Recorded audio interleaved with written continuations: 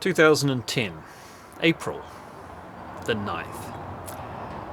The date that Gurudev was due in New Zealand for a very short, one night only public gathering, followed by time with the local teachers and Art of Living community. And that time is significant because of the many miracles that were required. The first was that at the time that was more than 10 years ago now. I was still trying to get my coaching business off the ground, and it was going pretty well, but not quite with the momentum it needed. And then suddenly my guru is coming to the country, and immediately I say, right, I'm taking the next month off. No work. I'm working 100% towards his visit. And that's what I continued to do. I rang people up, I reconnected with people, I emailed people, I messaged people, I hand-delivered tickets to people. I visited temples, I gave talks, we connected in a group every single night with a small band of us, maybe 20 or so. And bit by bit, we tried to achieve the impossible.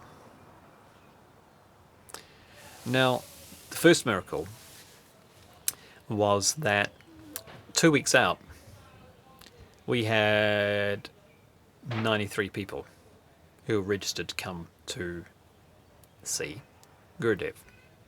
The capacity of the venue was 3,500 people. Not good. Things were looking pretty grim. I still remember getting the news that there'd been a phone call to Gurudev, and he'd said, "Why have you asked me here if you were not ready?" When we relayed to him how many people we had registered for the event. And then something shifted up a gear. We started gathering every night. And for the next 2 weeks, 5 people here, 3 people there, 14 people there, 2 people there, 5 here. We tallied up the numbers every single night. And night by night we started to inch towards what seemed like an impossible goal. After 1 week, we had 500 people. We had it 1/7 full, but that was more than 5 times what we did have just 7 days ago, and we started to believe the impossible dream that it was possible. We started to think bigger and bolder, and we started to visit different places and speak to many people at one time. People started saying, as we handed out the flyers, "I've seen this person in a dream last night. I'm coming, I'm bringing my family and my extended family with me." We started to get not 14, 15, 19 people a night, but 50, 70, 190, 230, 500, 1,000 people extra from one night. Until on that date in April, we filled out the entire hall and we were turning people away. Complete, unbridled miracle. 20 people working together in a group. And how was that possible? On one level it was possible because we all worked as one. And unlike what normally happens in meetings, which is an idea is mentioned and everyone thinks of reasons why that idea couldn't work, every idea that got thrown into the mix, we didn't care. We just said, "Great idea, go do it." Next idea, great, go do it. Next idea, great, go do it. Most of them didn't even work. Me, who was so busy thinking, why does no one listen to my great ideas? If they just implemented mine, we'd be saved. Got the chance to say, "Great idea, Daniel, let's do it." And I was like, "Oh, okay then." And I tried it out, and it didn't work, and it didn't matter. And we tried another idea, and that didn't work either. And the great ideas came from other people who I thought had crazy ideas, but they worked. And it taught me a valuable lesson about not prejudging other people's ideas as not great, or my own ideas as great, or vice versa, but just saying you don't know. Test things out. Try them out. Experiment first. Decide later. Withhold judgment. What a lesson that was. And what a lesson in humility to see idea after idea that sounded brilliant in my own mind capitulate. But it didn't matter. It was teaching me a lot very fast. But more importantly, it was teaching me, perhaps in the first time of my life, to actually work effectively as a team member. That was the first miracle. And I still remember on the night I was given the honour of emceeing the event, And I was feeling suddenly a huge amount of nervousness because I'd emceed events before, and I'd told jokes and I'd made them funny. I'd been giving talks since I was 12 years old, but never for my master, never for something other than performance. And here I was required, or I required it of myself, to be a level of authenticity and naturalness that would be befitting of my master. And I was slightly terrified by that idea, that I wouldn't do him justice, that I wasn't yet evolved enough to be the perfect instrument as an MC, that I was an entertainer and not a hollow and empty vessel of the divine. All these judgments started to come. And I was like, who am I to think that I could do this? It's not about how eloquently I can speak. It's about how good I am as a container of the grace, and I don't think I've been that great a container, frankly. And in that state, I remember just minutes before just surrendering and just saying, well, whatever it'll be, it'll be. And I got up there and I started talking. And the moment I started talking, I felt completely at peace. And there I was, speaking to 3,500 people. People started laughing at the jokes in the right places. That didn't matter. They started applauding in the right places, but that didn't matter. More importantly, I just felt that I was doing everything in my capacity to give an introduction to my master that he deserved. And after it was done, and after the event, we walked in, and there was Gurudev sitting there, and he turned straight to me and he looked at me, and he said, "And didn't our MC do a wonderful job?" And everyone said yes. And I was hiding the tears,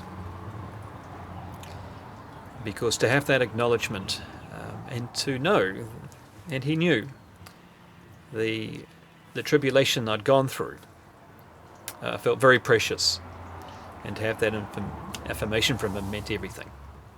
And lots of people said that was an amazing bit of emceeing you did, next level, all those sorts of things afterwards. It was all very nice. We filled a stadium with 3,500 people.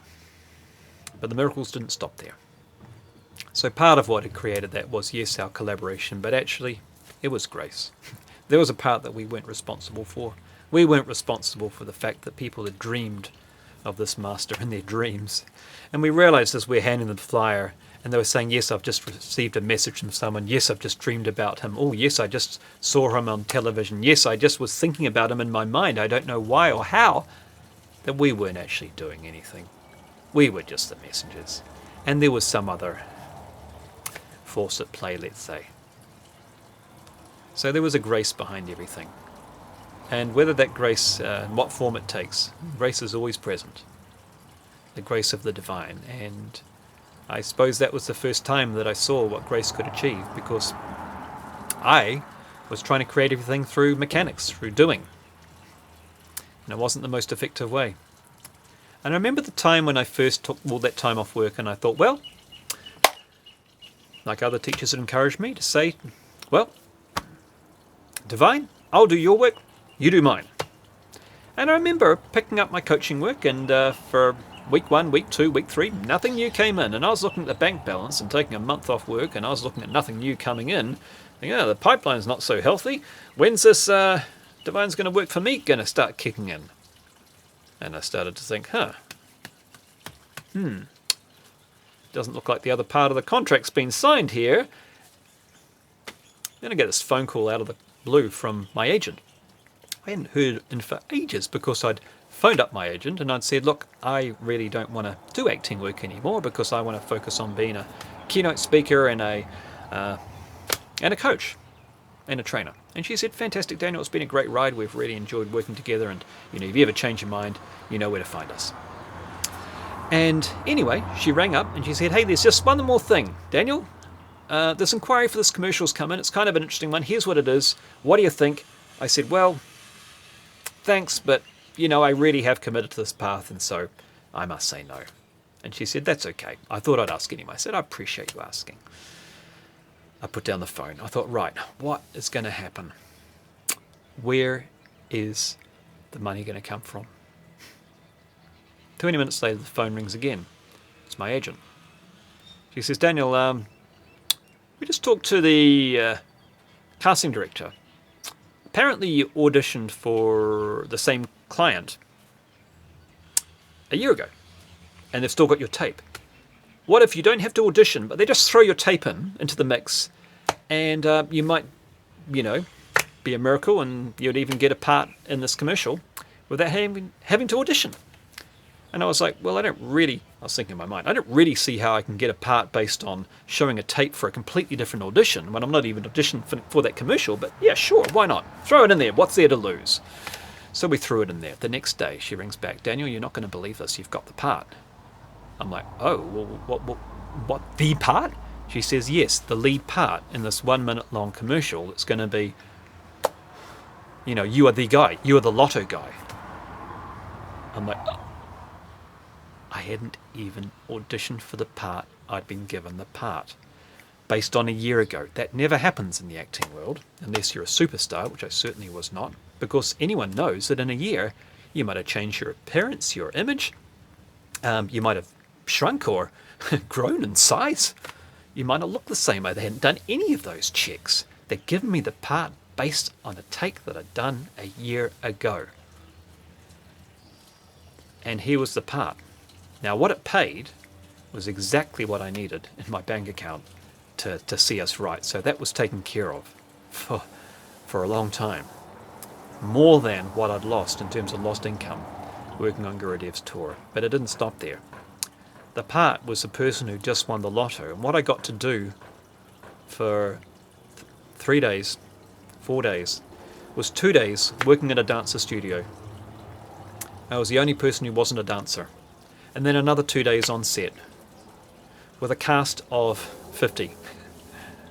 And me at the centre, the only person who's not a dancer, training other people my quirky dance moves to the tune of Believe it or not, I'm walking on air. I never thought I could feel so free. From the 1980s, The Greatest American Hero.